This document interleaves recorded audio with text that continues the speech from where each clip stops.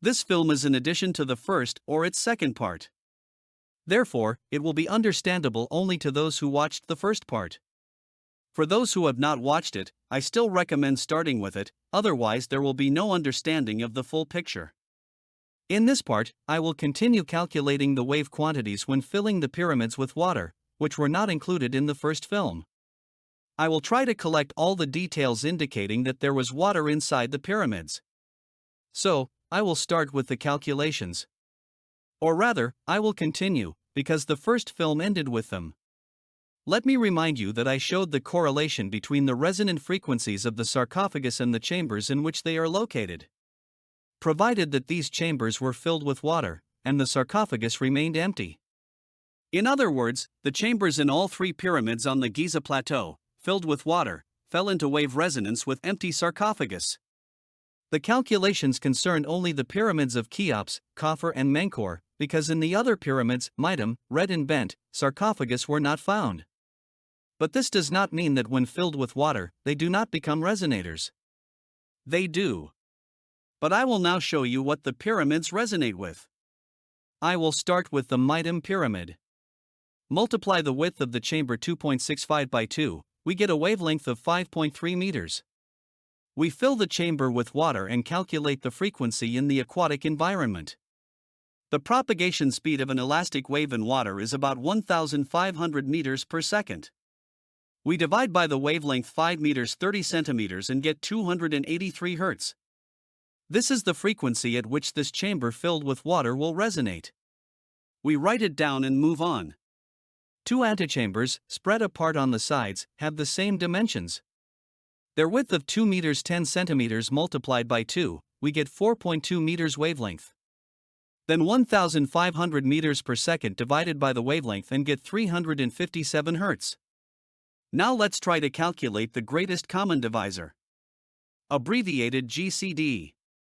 There is a formula for its determination, but I used an online calculator. Anyone can check.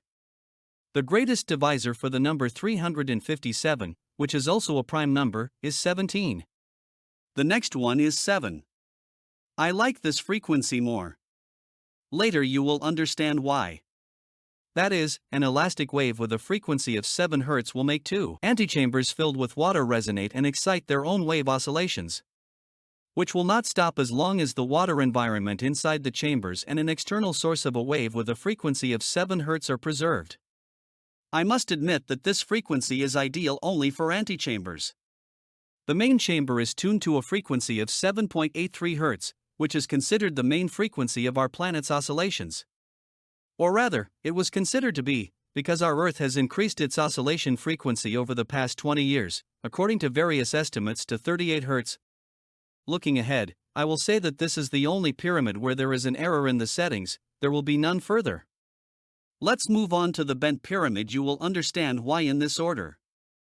Let's start with the lower chamber. The width is 4.95, multiply by 2, we get a wavelength of 9.9 meters. We fill the chamber with water and divide the speed of 1,500 meters per second by 9.9. We get 152 Hz.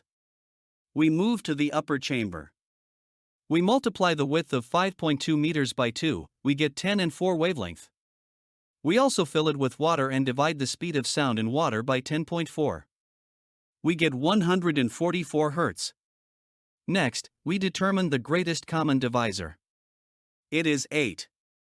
It turns out that a wave with a frequency of 8 Hz will excite natural oscillations in both chambers of the bent pyramid if they are filled with water. Next, the red. The two lower chambers are spread apart on the sides, as in the Mitam pyramid, and also have the same dimensions. Their width is 3.63 meters. I want to make a reservation that different researchers have slightly different sizes. In this case, I take the sizes from Flinders Petrie and John Perring. So, we multiply the width by 2, we get a wavelength of 7 and 26 meters. Next, we fill the chambers with water and calculate the frequency in the aquatic environment. The speed of 1,500 meters is divided by 7.26, we get 207 Hz. We write it down and go to the upper chamber. the width of which is 4.18, we multiply by 2 and get a wavelength of 8.36. We divide the speed in water by the wavelength, we get a resonant frequency of the chamber of 180 Hz. As a result, we have two chambers with a frequency of 207 Hz and one 180. We have already determined the greatest common divisor, as usual, which is 9. This means that in order to excite constant oscillations in the internal chambers of the red pyramid, an external wave signal with a frequency of 9 Hz is needed. And of course, the second condition is that the chambers must be filled with water. Well, is the sequence clear yet? I think so. You've already figured out what's going to happen next. That's exactly how it will be. I myself, during these calculations, before moving on to the Giza Plateau, asked myself the question, is it really that simple? But let's not draw intermediate conclusions. Let's go to the Giza Plateau. Pyramid of Khafre. I'll start with the upper chamber. We multiply the width of 5 meters by 2, we get a wavelength of 10 meters. We fill it with water and divide the propagation speed in water of 1500 meters by the wavelength. As a result, we get 150 Hz resonant frequency of the chamber with water. We move on to the lower chamber. Here, as I already said, there is a discrepancy in the sizes. The average is 3 meters 12 centimeters in width. Therefore, the wavelength is 6.24. We divide the speed in water by the wavelength, and we get 240 Hz. Now we find a common divisor. The largest is 30. But, according to the outline sequence, we are interested in the frequency of 10 Hz. Is it a divider for both chambers? Of course it is. We conclude that both chambers in the Pyramid of Khafre, filled with water, resonate if they are affected by a wave signal with a frequency of 10 Hz. Let's move on to Menkaure. There is only one resonator chamber here, 2 meters 62 centimeters wide. Multiply by 2, we get a wavelength of 5.24. In an aquatic environment, the frequency of this wave will be equal to 286 Hz. According to the sequence, the Pyramid of Menkaure should respond to a frequency of 11 Hz. And it does respond to it. The number 11 is an integer divider of 286, that is, it is harmonious with the frequency of the chamber. This means that the chamber in the Pyramid of Menkaure and the entire pyramid as a whole excited its own oscillations from the incoming signal at a frequency of 11 Hz. This is no longer a sequence, but a pattern. And according to this pattern, the Pyramid of Cheops should start from a frequency of 12 Hz. Let's check. Pyramid of Cheops. The King's Chamber. With 5.2 meters, wavelength accordingly 10.4. The speed of propagation in water 1500 meters per second divided by 10.4, we get 144 Hz, the frequency of the wave in the chamber filled with water. Here you don't even need a calculator. This is the 12th harmonic of 12 Hz, which is what was required to be proven. It can also be added that the Queen's chamber has the same size and width. And although according to my version it was not filled with water, the builders provided for this option as well, in which both chambers resonated with a frequency of 12 Hz. Moreover, the empty sarcophagus in the King's chamber had its own resonant frequency of 72 Hz. I showed the calculation in the first film, which is the 6th harmonic of 12. That is, not only the chamber itself filled with water responded to this frequency, but also the empty sarcophagus. By analogy with the engine, the frequency of 12 Hz is the starting frequency, and the chamber with the sarcophagus has two working frequencies, which accelerated the amplitude of oscillations to the maximum due to double resonance. By the way, the frequency of 432 Hz, which has a healing effect on humans, is the third harmonic of 144 and the sixth of 72 Hz. But these harmonics are turned on only when the chamber is filled with water. So, what happened in the end? The 6 listed pyramids were excited or started from different frequencies in the range from 7 to 12 Hz, each from its own frequency. Mitam from 7 Hz. Bent from 8. Red from 9. Pyramid of Khafre from 10. Menkaure from 11. And Cheops from 12 Hz. So what kind of source is this that generates waves in this range? I am sure that most have already understood. Of course, this is our planet. The Earth itself is the starter, the trigger that launched the pyramids. If one condition is met, there must be water inside the pyramids. The aquatic environment changed the basic wave characteristics to working ones, and the pyramids were launched. Otherwise, they would be working now. You ask, so if the pyramids are filled with water, will they work? Maybe yes. Maybe not all of them. Maybe not at full capacity. But there will be some movement. After all, we need to take into account the numerous damages inside, and the collapsed cladding that kept the pyramids from destruction. In addition, as I already said, the Earth has sharply increased the frequency of its oscillations over the past 20 years, and continues to increase. It is unknown what this may turn out to be, although it is worth a try. But let's get back to the frequencies of the pyramids. Of course, they were not produced by the planet to order. I mean 7, 8, 9, 10, 11, and 12 Hz. In this range, there can be any frequencies with tenths and hundredths. And the tuning of these 6 pyramids to whole frequencies speaks of the intentionality of the calculations and completely excludes a random coincidence. The designers knew what wave quantities were and understood them perfectly. And if so, then the main conclusion suggests itself. These 6 pyramids were a single project, and did not replace each other. According to the principle, one broke, the second was built. They covered the entire frequency range from 7 to 12 Hz. So as not to miss anything. A rational approach to the use of resources. So, it's time to put together all the details that indicate that there was water inside the pyramids. 1. In all pyramids, the entrance is located slightly above the highest point of the interior. So that when the pyramid is filled with water from the entry point, all the interior rooms are guaranteed to be filled to the end. The key word in this definition is a little. The entry points are located higher, exactly a little. Just enough to meet this condition. 2. In all pyramids, the corridors go down from the entry point. This is a mandatory condition when filling with water. There is not a single pyramid where the first corridor goes up or parallel to the ground. 3. The presence of incomprehensible depressions and small shafts in the floor makes sense when pumping out water, as the lowest point for collection. For, in the Cheops pyramid, 2 shafts leading from the king's chamber in the northern and southern directions come out on both sides to the surface at the same level. This is a mandatory condition when filling the chamber with water through them. Otherwise, when completely filled, water will flow out of the lower exit.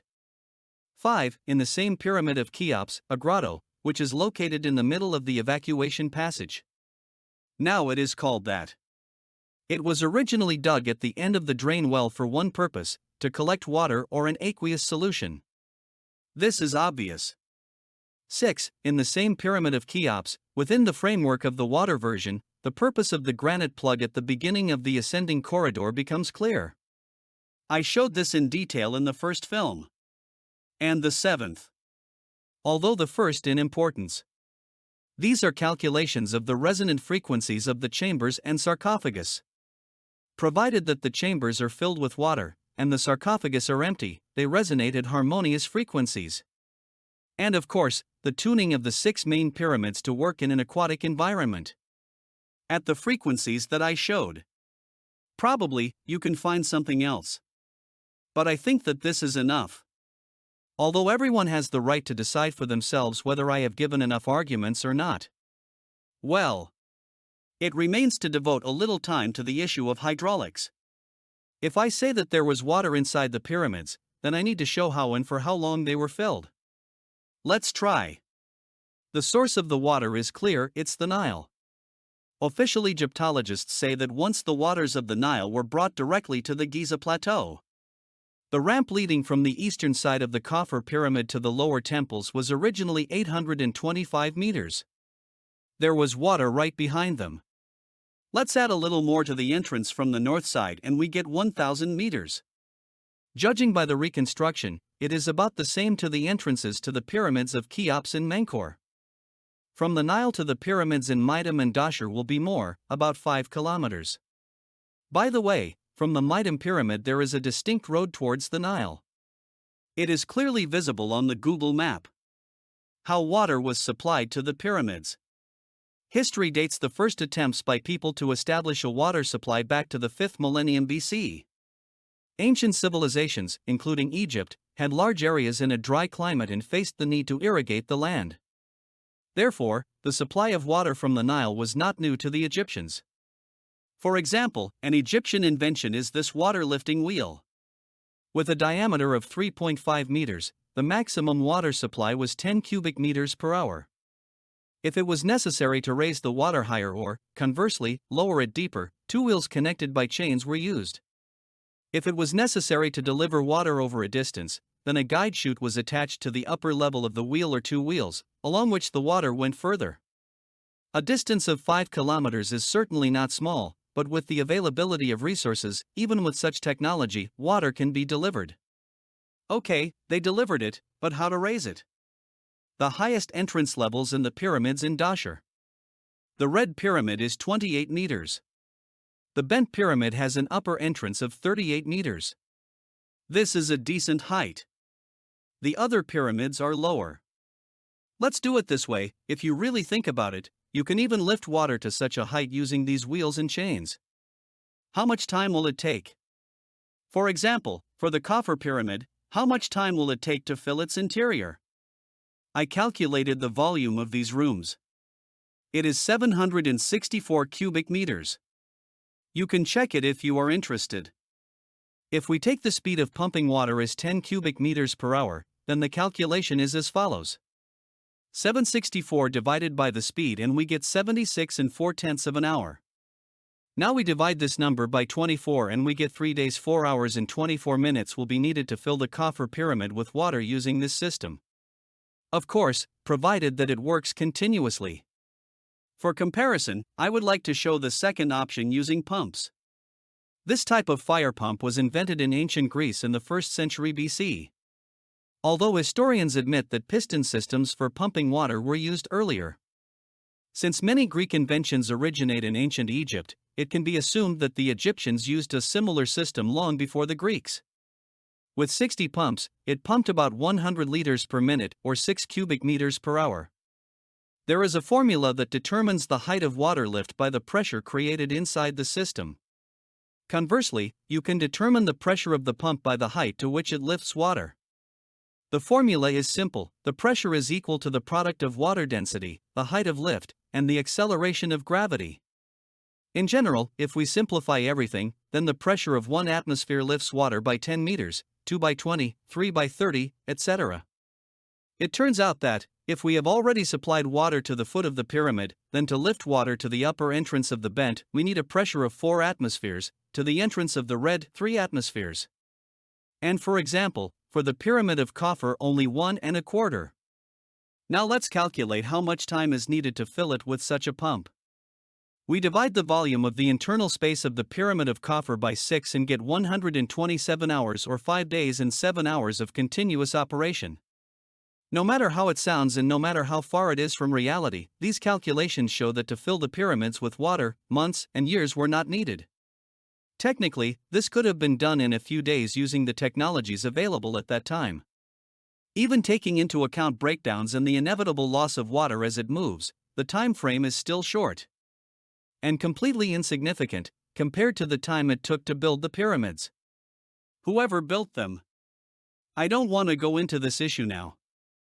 If they had the strength and resources to lift huge blocks to a height of 100 meters, then raising water 30 meters was also a feasible task. I repeat, whoever was involved in this project, the project was grandiose and had at their disposal any available technology at that time and any number of workers.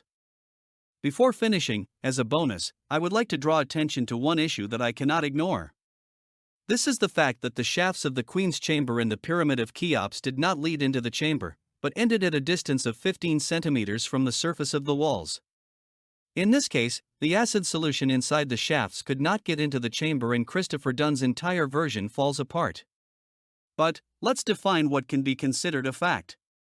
For example, Gantenbrink's robot and his photographs of a dead end at the top of the shaft are a fact. And how do we know that the shafts did not lead into the Queen's chamber? Only from the words of Dickson and Grant, who allegedly discovered the voids by tapping.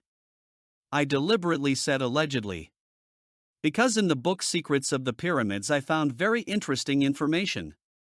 The British astronomer and pyramid researcher Piasha Smith was a friend of Wayman Dickson, who sent him written reports with the results of his findings. Smith later published these reports. Here is what he writes. Seeing a crack in the south wall of the Queen's chamber, Wayman Dickson inserted a wire into it as long as possible, and then asked a carpenter to make a hole in this place with a steel chisel and hammer. Then, having measured out the same distance on the north wall, Dickson directed the carpenter to do the same work with a hammer and steel chisel. Now the question is, where is the tapping here? Where did it come from? Agree that widening a crack and tapping are not quite the same thing. I would say they are not the same thing at all. The information can be said firsthand, because Smith conveys what Dickson himself wrote. And what kind of crack is this, into which a wire can be inserted to its full length? It could be a small hole of a couple of centimeters, which cracked in two directions as a result of some mechanical shift. For example, a water hammer, which I talked about in the first part. And why not? And Dickson simply did not see that the crack has a hole in the middle. And after he broke through the stone lintel, it was already impossible to determine. After all, this is exactly what Dunn showed in his book. The shafts came out into the chamber through small holes, through which the acid solution entered. And even if only the southern shaft came out into the chamber, this is enough for the version to be working. The northern one could have been made as a backup or additional one, if the southern one was not enough. In any case, this version is based on logic and at least explains something. Unlike the official one, according to which the builders laid out two ventilation shafts, not at all straight, the northern one generally bypasses the large gallery in a cunning way.